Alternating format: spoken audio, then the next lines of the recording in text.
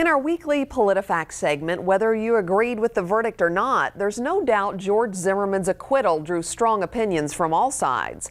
Our friends at the Tampa Bay Times are fact-checking some of the claims made about the verdict's impact on our state.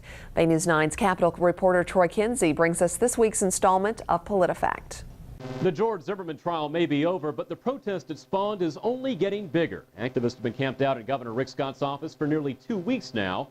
And from Harry Belafonte to Jay-Z, they're making some famous friends. I say dream, you say power, dream, power, dream, power. The so-called dream defenders have to speak up to be heard, but Stevie Wonder, well, he can speak softly and make an even bigger impact. Until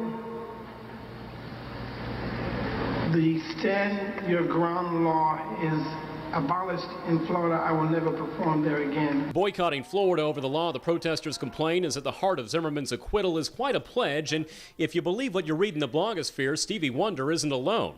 A popular post is claiming dozens of artists, including Justin Timberlake, Jay-Z, and Rihanna, are canceling their Florida shows like Stevie Wonder in protest to stand your ground.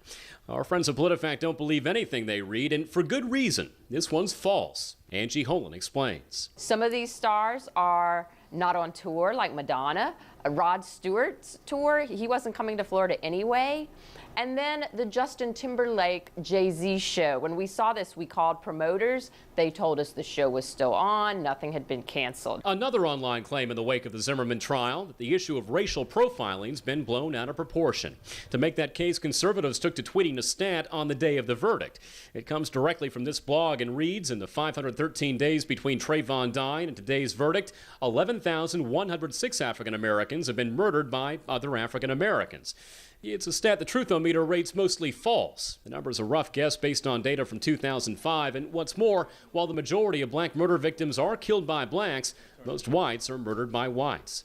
Finally, firebrand Minnesota Republican Congresswoman Michelle Bachmann is making news again. We have the uniquely American lifeblood is our signature. She's no big fan of an immigration reform bill passed by the Senate, and in an interview with the right-leaning WorldNet Daily, Bachmann claimed the bill was a Trojan horse of sorts. She warned the president by executive order could grant voting rights to illegal immigrants who would be newly legalized under that bill.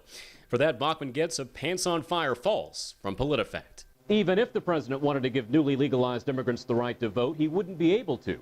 The reason? A stubborn thing called the Constitution. Only states have the power to grant voting rights, and none allow non-citizens to cast a ballot.